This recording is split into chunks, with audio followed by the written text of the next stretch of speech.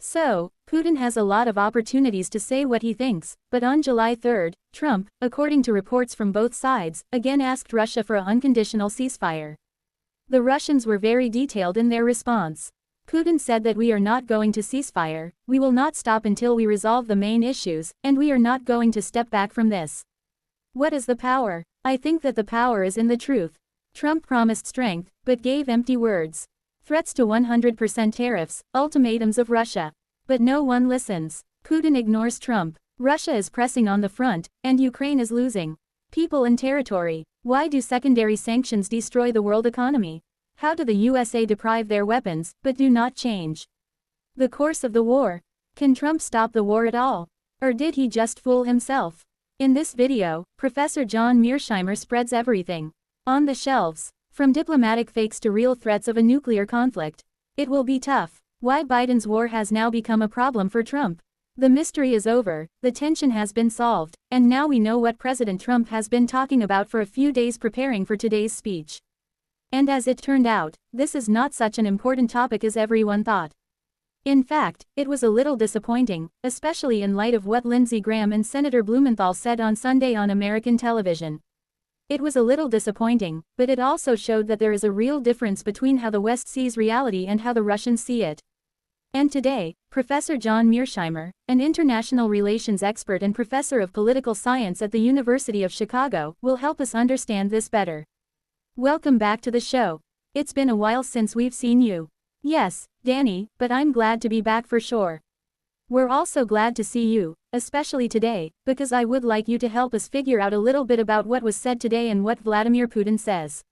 Let's see how it all comes together or doesn't come together.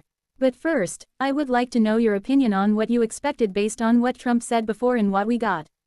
Well, I think what I was expecting and what I got was a lot of rhetoric from Trump, a lot of bragging, a lot of talking in the style of a cool guy, but in the end he just said a little bit of nothing.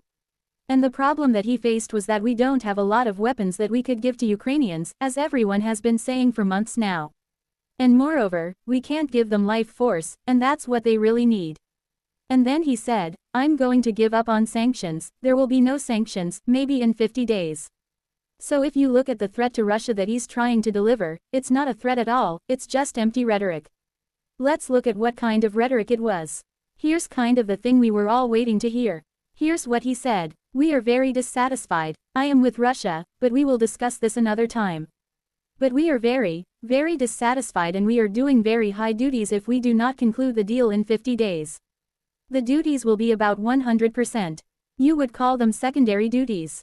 You know what it means and that's the way it is. It can be easier, it's just that I hope we don't have to do it. You know, President Trump in his office said that it would all be before he took office after the election. And then Kate Kellogg said, well, in 100 days we'll have it done in 100 days. And then it was a couple of days before we had to walk away from this. And then a couple of months later it was, well, in a couple of weeks we all have to do something we'll know. And now 50 days. What do you make of these terms? Which is constantly called Trump. Well, it's obvious that they don't know what they're doing. They made all these promises, but they didn't do anything. And here we are again.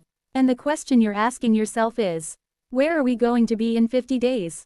Is the situation on the battlefield for Ukrainians going to improve in the next 50 days? The answer is no, it's going to get worse.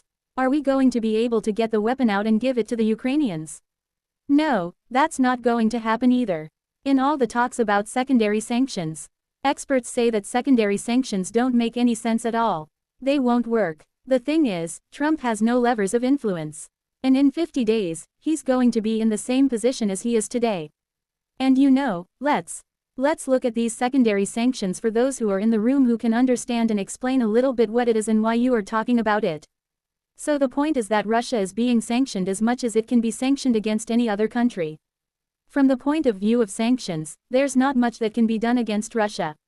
Secondary sanctions are intended to punish countries that trade with Russia, and it concerns countries such as China and India. And they, in fact, will tell the United States to make them walk their own path. When Trump threatens to impose huge sanctions against China, India, and many other countries for trading with Russia, they will feel that they have the right to trade with China, as they do with Russia, and they will continue to trade. Yes, you know, it seemed interesting to me yesterday's interview on CBS News with Lindsey Graham and Senator Blumenthal. And one of the most provocative things that Lindsey Graham said, I know he's a big fan of chit-chat, but he has no power.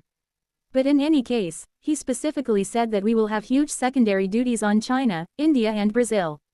Obviously, these are the main members of BRICS. So my first question to you, you partly answered it. What will these countries do? Will they have to make a decision? Because as Lindsey Graham said, it will force them to decide whether they want to do business with America or with someone else. Isn't it risky to force other people around the world, other countries, to think, you know what, maybe we'd better cooperate with BRICS, because it seems more stable? There is no question that many countries are interested in distancing themselves as much as possible from the United States. And given the American policy regarding duties, sanctions, and even the beginning of wars, it is quite clear. But in fact, if Trump carries out these sanctions and they come into force, if countries like India and China agree with him, it will have destructive consequences for the world economy. You can't do that, and they won't do it.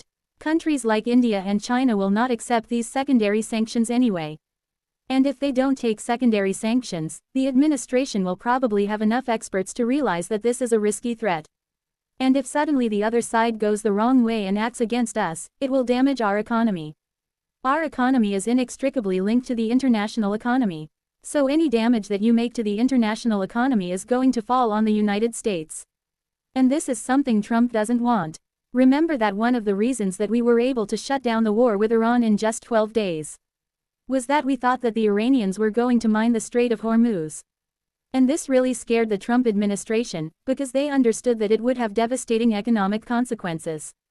The last thing Donald Trump wants now is problems with the global economy, because again,